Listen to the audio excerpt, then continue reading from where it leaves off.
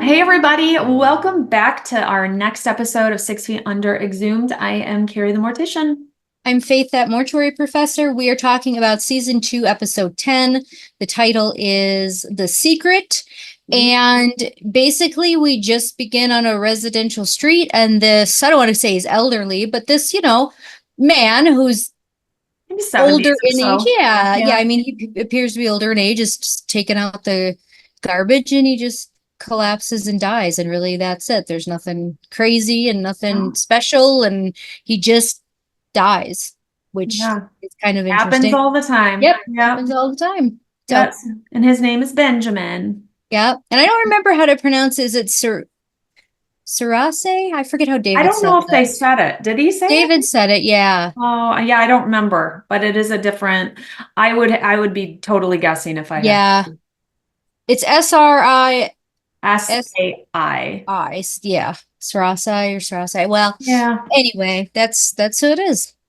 So we start off, we've got I feel like as we're getting in a little more, it's getting less of some of the body stuff and a little bit more into the drama, which I don't love as much. I love the drama, but I still want more of the funeral side. That's one of the things in this show that I hear a lot of criticism of from funeral directors, is that it started out really about the funeral home, and then as it progressed, it became more about the family, which is fine, but they could have still put more funeral home stuff in. And I think by the time we get to like season 4 and 5, you'll see that it's very minimal. Yeah. Funeral home stuff. There is still some in these final episodes of season 2, but it definitely does kind of shift more to a family drama in the setting of a funeral home instead of being about the funeral home, which does kind of suck.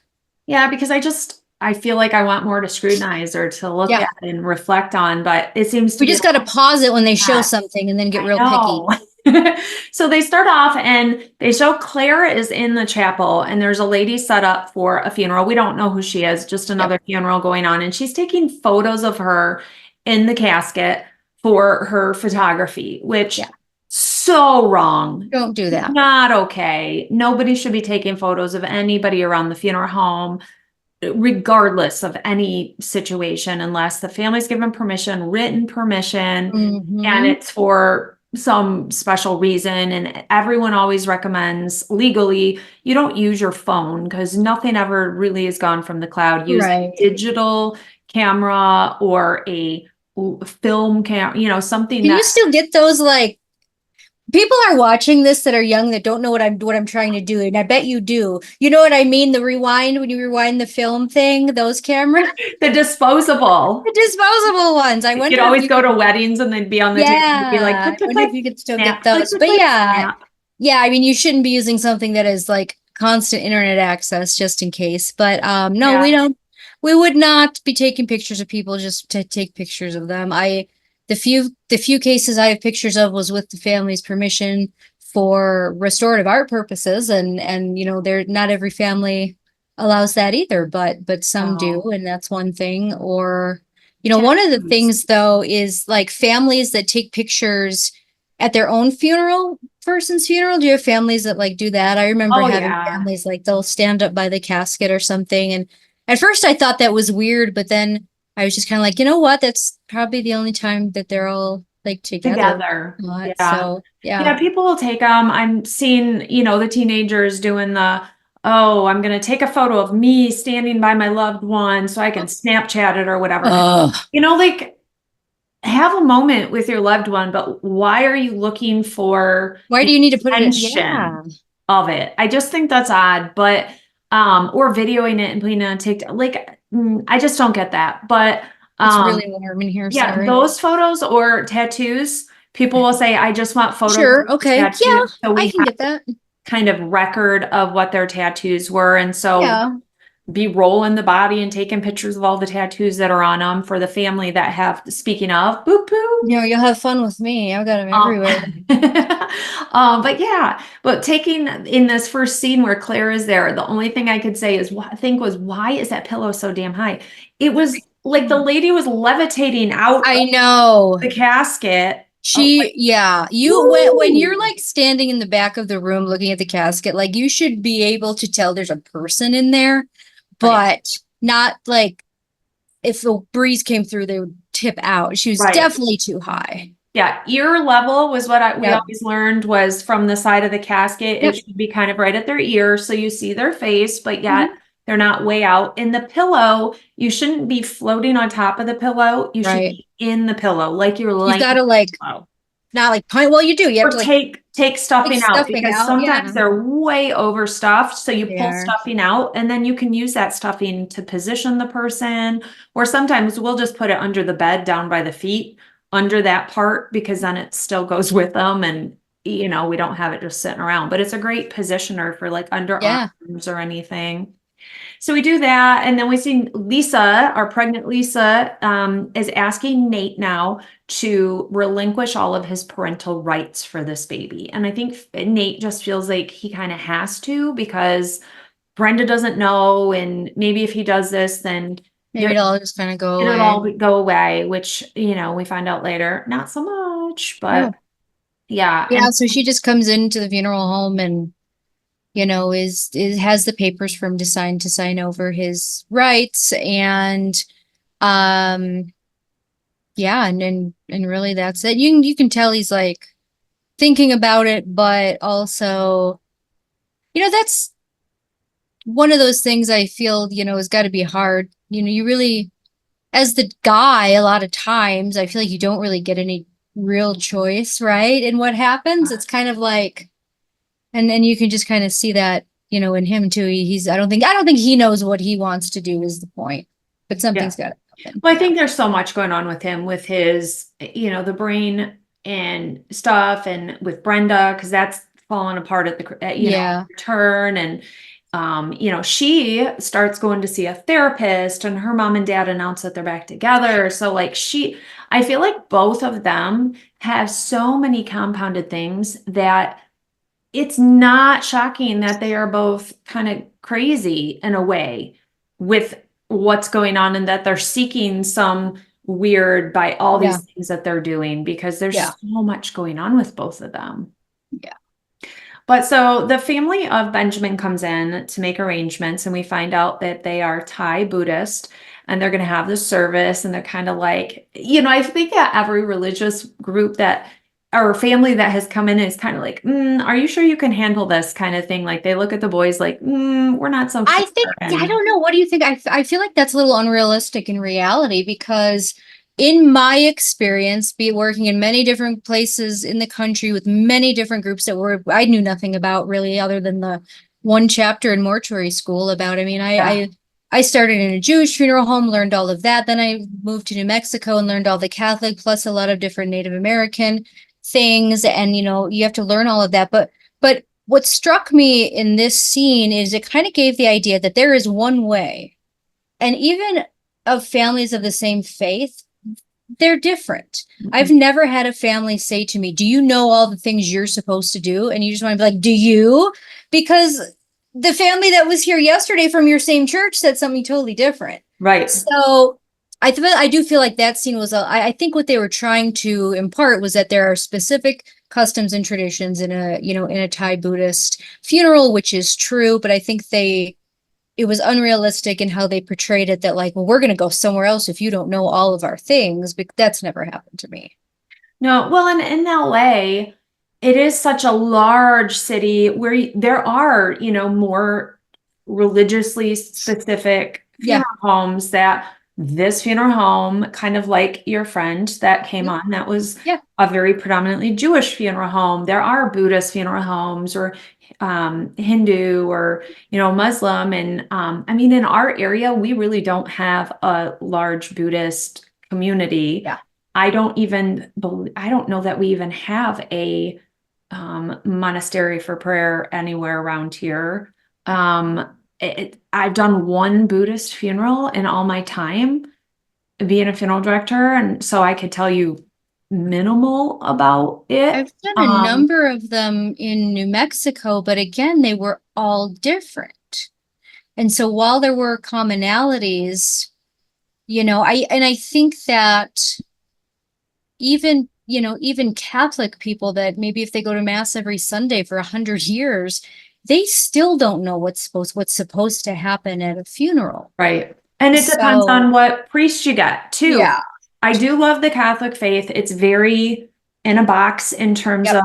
of the order. And so you really, it's going to be an hour on the nose. You Yep. know what's going to happen for the most part, but you could get a priest who allows family to get up and share memories. Yeah. You get priests who say, no, you're not sharing memories because the church says no. You could get, like all these different things that it just depends on whose church you're in and how they want it Yeah. to fluctuate. I've worked with 2 Sikh families where one has me in helping do the washing and the casketing and stuff because they're not as devout. Yeah. They don't know the practices. And the Yep. deceased is the one who was very devout, would have known all those things, but generationally it had not been passed down. And so they're looking for guidance also, but that they want to honor the person. So it does matter in so many degrees, depending on all of these factors within each religion and with each family that you're working with.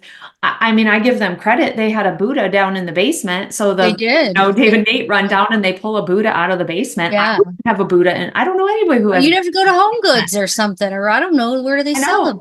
But it's just, it's one of those things that like I tell my students is like, you're not going to understand what I'm telling you until you're sitting in an arrangement room one day and go, oh yeah, she was right, which happens a lot. But I love those texts. It's the mom effect. I do. I get them from students probably monthly. You were right about, I know that. I thank you for saying that. But it's funny. But like, we have to know enough about all these different religions to be good funeral directors. Right. But also, you never tell a family about their own religion, right? If a Catholic family comes into me and tells me, no, we're Catholic, we're supposed to sing happy birthday at mass, or I say, okay, you know what I mean? Like you never, right. you have to know so much about everything, but you can't think that you're the expert. Right. Because the families all think and want something different. And our job isn't to give them a religious education either. So it's this weird balancing act of I have to know all these things and I know what, the liturgy is, I know what the rules are. But if a family comes in and tells me that that's not the rule, then it's not. You know what I mean? So it's just this weird balancing act. And I think we all try and do our best. I know there's some funeral directors who would completely back away because they'd be scared of something so new, but it's good to learn enough to know how to respect a religion, to be able to assist them. I had a family which isn't uncommon, where the person we were meeting with didn't speak any English. They only spoke Arabic. And so I learned to say, like, I'm sorry for your loss in Arabic so that I could say that to them, because I think it's important that there's some kind of way to communicate with somebody who doesn't speak the same language when they're the prime one that you have to speak to. And sometimes we get too distracted by just speaking to the person translating and ignoring, just like kids when they're there, you kind of the kids and you just talk to the adult. And I don't know, a lot to that. We also what else? I was going to say something else about that. I've served thousands of families and some are absolutely crazy, undoubtedly. But most people, I will maintain this, most people are nice and wonderful and reasonable. And I have never been in a situation myself, maybe you have, where I could not have said to a family, we serve families of all different faiths here, and I just want to make sure everything is done to your expectations. Can you tell me what that means to you? If you're saying, well, just when they're describing their traditions or what they want to happen, I think a family would rather you say, I want to make sure we meet and exceed all your expectations. Can you tell me what that looks like for you or what that means for you, instead of just assuming because you're the expert and then doing something wrong. So if I was meeting with a Buddhist family and I didn't know what they were talking about, I would ask them. And I think every professional hopefully would do the same. Yeah. Be humble enough. Yeah. To ask. Yeah. And sometimes ask the family, even though it makes you look less of a expert, but we can't be an expert in every area. It's just it's not possible for anyone to do that. So we also get this glimpse into the unclaimed remains shelf, and they refer to it as like chunks of soot, which is just, it's not soot, people. Like this not soot. It's not ash. It's not soot. I just hate that. But they do show that because we do come back to that episode 13 later. We come back to that shelf. And I think it's good for everybody to realize this exists in every It funeral home. exists and it's not bad. I No. mean, and here's one thing, in talking about some of the things that have been in the news, one of the scandals here in Colorado, it was about a funeral director who sold his business. I don't know all the details, but he ended up having like multiple sets of unclaimed cremated remains at his house. And it was like this huge thing. And I'm just thinking to myself, a funeral home that existed for like 20 years would have multiple sets of unclaimed remains. Yeah. Some other people I know recently bought a funeral home that had existed for, I don't know, 50 or something years. And it came with a shelf of cremated remains that nobody ever picked up. So it's not atypical. The funeral home isn't doing anything wrong because they have multiple sets of unclaimed remains. A lot of times those are public administer cases that they don't have anybody and there's no provisions in any kind of will or finances to do anything with those remains. Some people, believe it or not, just do not want the cremated remains and they disappear and you never contact them, and a lot of different reasons. So no, that shelf exists in probably every single funeral home. Yep.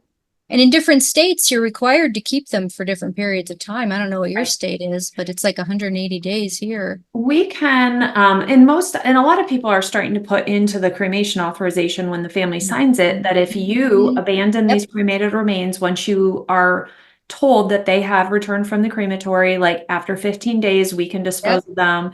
Yep. And for every funeral home, that's going to look different. I think most legally are going to probably not want to go scatter them somewhere. It's not reversible. But if the funeral home wants to invest in, burying them all at one time in a space, and then if the family wants them back, they can pay the money for opening and closing. That's right.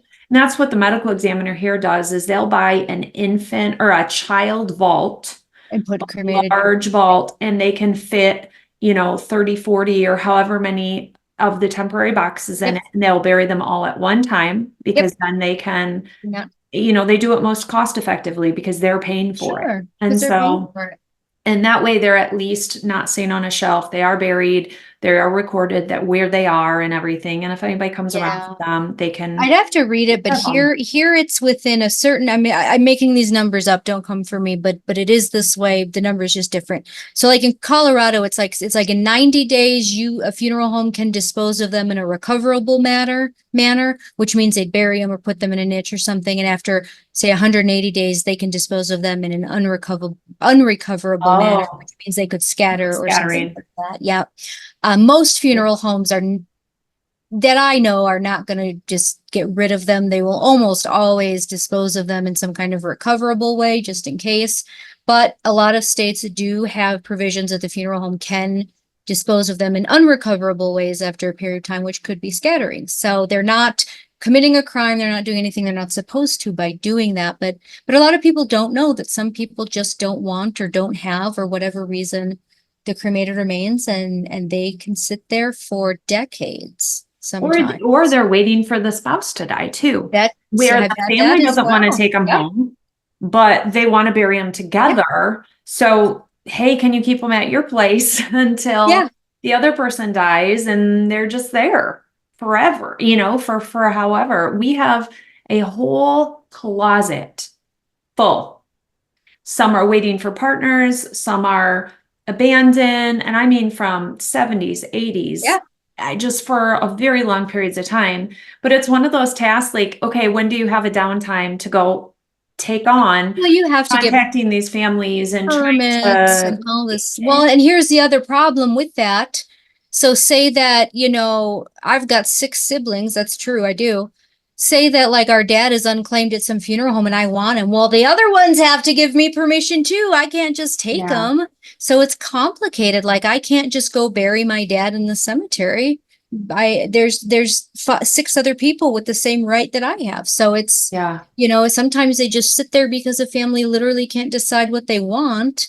And until that day comes, they're just going to do nothing. So a lot of reasons. Time passes and it's been 2 years. Oh, it's been 10 years. Oh, and then it gets to the back of people's minds. And we just had the other day, I called the family because I'm like, gosh, these have been sitting here a while. And the lady who was supposed to pick them up happened to have died. Oh And they God. didn't know that he was still sitting there. So they came and right away and, but it had been like a year and a half. And then, But so then there's questions of, okay, so like, can I release to this person yeah, just because somebody shows up that like if I wanted to go to the funeral home and get my unclaimed grandma, that doesn't mean I have the right to if she still has children out there somewhere. right. So there's a lot of complications with everything we do, but cremated remains are a body. They still are the physical body, and there's still rights and things that have to be considered with that. But nope, you're absolutely right. That shelf is real and in just about every funeral home I've ever seen. Yeah. Well, the rest of it is really kind of the drama of the family. We've got Keith and Dave are having some issues. I think they're both kind of working through all of a sudden living together and how that looks and with stuff that's Doesn't it sound nice to live together and then you start doing it and you're like, I do you have somewhere else to be? well, and that's Especially where like, we're at, Josh and I, like we can't yeah, physically live together maybe yet we because could live of next door to each other. That's what I tell my wife all the time. I'm like, I would be okay with a duplex or like being neighbors. I want separate bedrooms so bad, which offends her, but to me, I'm like, my sleep is more important. And so I just think of people like middle age like them that are, have their own lives and now they're trying to come together. And it's like, it's not like you're 18 or 19, trying to go make a new home with your No, lover. It's like, it's no, a I got my own lot. thing going on and it's very different.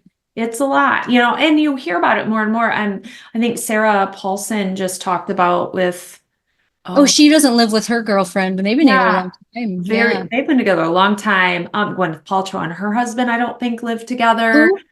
Gwyneth Paltrow, I feel like they Oh, only they live cohabitate on apart? the weekend or something. Like I've read over the years stories about people who don't sleep in the same Yeah. bedrooms. And I feel like Carson Daly just said that about him and his wife. And, Yeah. so a lot of people are being more vocal about not being in the same space because sometimes that does Well, it's quality, not quantity, complicate right? the relationship. Like Cece and I could be not be worse people to share a room. Like she wants to sleep on a feather bed. I want to go to prison and sleep on the concrete slab.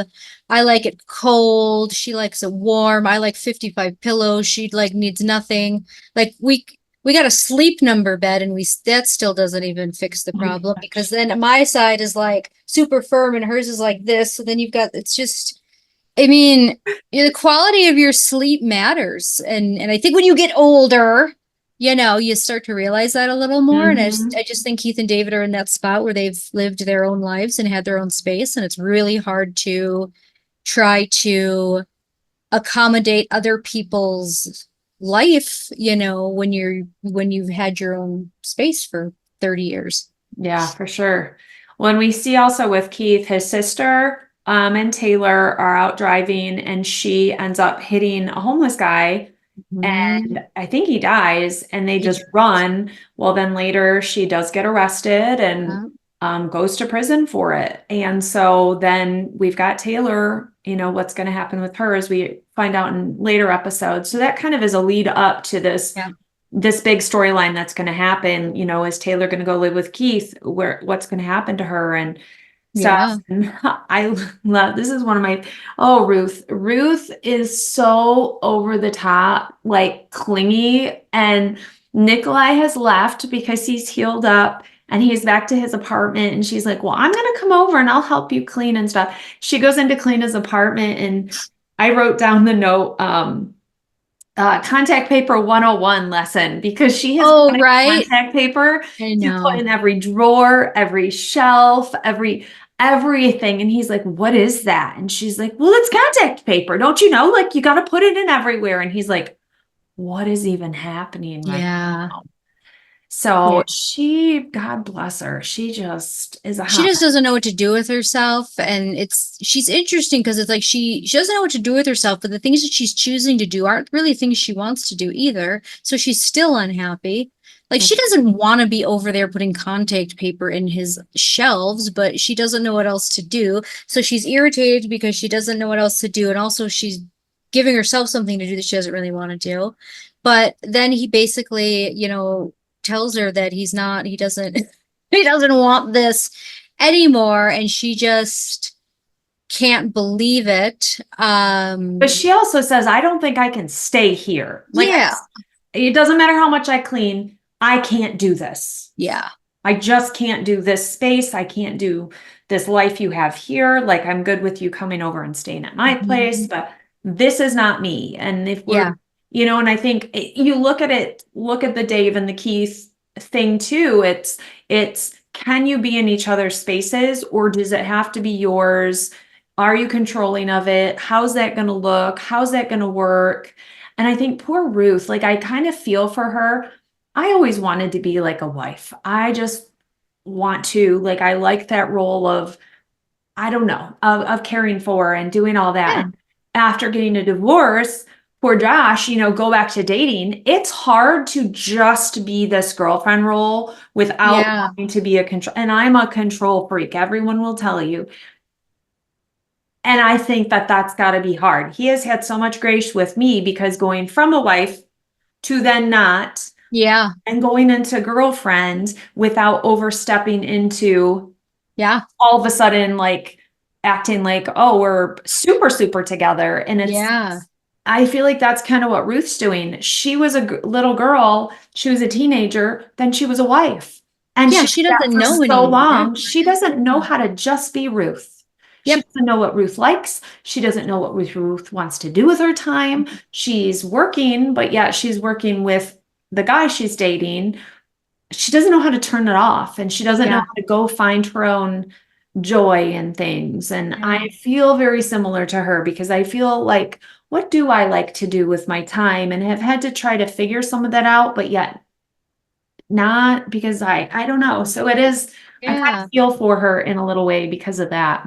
Yeah. Poor Ruthie. I know. And then you've got Brenda, who just, I mean, I feel like it's like, is this rock bottom, Brenda? Is this what we've hit? And then we find out later, nope, this isn't quite it. Nope, not yet. No, she goes to the swinger party, because, you know, let's do that. And go, you know, spends all night with this guy and girl, and then is terribly hungover and trashed looking the next day to go to her parents' engagement party, or whatever you want to call it.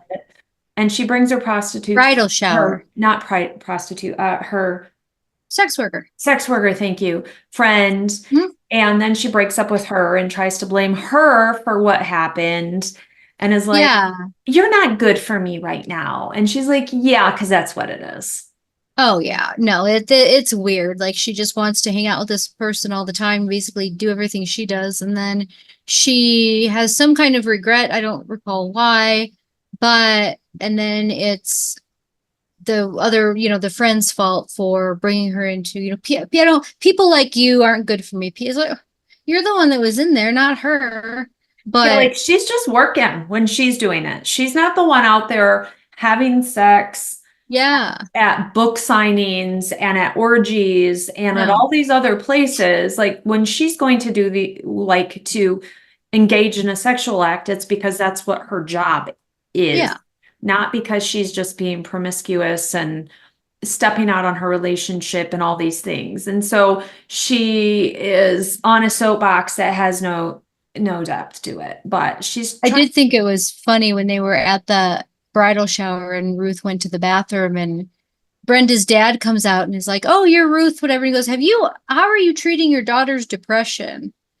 And she's just like, what? Like, do you remember that? No, don't. Yeah. It's been a while since I watched that. They're at the bridal shower, and like, Claire is there and she's talking to Ruth, and then Ruth goes to the bathroom, and Brenda's dad is like coming out of the bathroom when she's going in. He's like, oh, you're Ruth. And they talk for a minute. And he's like, but I have a question for you. What are you doing about your daughter's depression? And she's just like, she can't even believe somebody would say that or imply that her daughter has depression, which is really telling as well. And then she goes to the school counselor, and the school counselor is like, I think you have depression. So she's like, in like the next episode or something. So he's like, I think Claire's actually okay. Yeah. I'm going to be honest. I think you need some freaking help. Right. And so, and that kind of catches her off guard. I think she's so blind to reality. Yeah.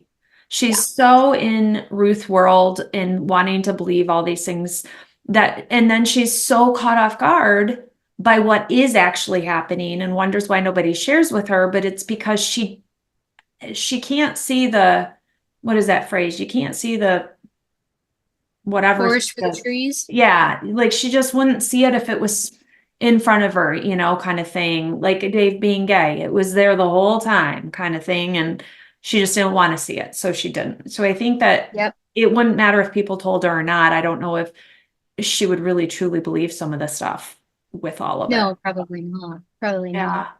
So that, go ahead. But we're back at the funeral home, and it does go through the Buddhist funeral and like what some of the things represent, and all of that, which I think was cool of them to do. They didn't just like drop it. They did go back, and then they were talking about with the coins and the flowers and all these different things. So that was interesting.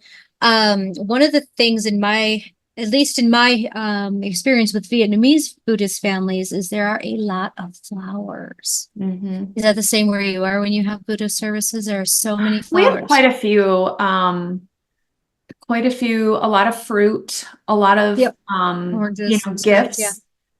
Money was big. The incense was big. We always had to have 3 sticks of incense burning. And when you lit them, you had to bow 3 times. So like when the family wasn't there, we would go in and do it. It didn't mean anything to me except showing Yeah. respect to them. And Yeah. so everybody isn't going to believe that or even want to participate. They're going to think, oh, if I do it, that means I have to believe in the religion. No, you don't have to. You can do something just out of respect. Like, okay, if women only wear skirts going to a church, I will typically wear a skirt going to that church. And it doesn't mean that I'm thinking differently about what women should do or not do, but I want to respect to a degree. It doesn't mean you have to believe to respect other people and respect their cultures or their beliefs, or, like we've talked with someone who's transgender. You don't have to believe in what they're doing or a lifestyle or anything to respect people as people. And so I think that we learned that lesson very big, I think, in the funeral business, because we encounter everybody, and you can either choose to respect and do it, or you can say, well, I don't believe in it, so I don't want to work with that family, which I think is just BS, because it's not. We've talked about that, and doctors and things, and well, I can't work on that person because they're Black and I don't, blah blah blah. When it's like, how is that's a whole nother can we're not going to open. But so we would bow and light our incense and try and do what we could. They brought in a huge feast of food the one night, and stayed very late eating, and just different things. It was just it's fascinating to watch and observe and kind of be part of it with them. Well, I think that's season or episode 10, isn't it? Episode 10, yes. All right, yeah. So next week we'll dive into episode 11, The Liar and the Whore. So it's a good one next week. It gets big next week. A lot happens. We're starting to ramp up towards the end of the season. The next 3 episodes are really great. It really builds towards what season 3 is going to kind of become.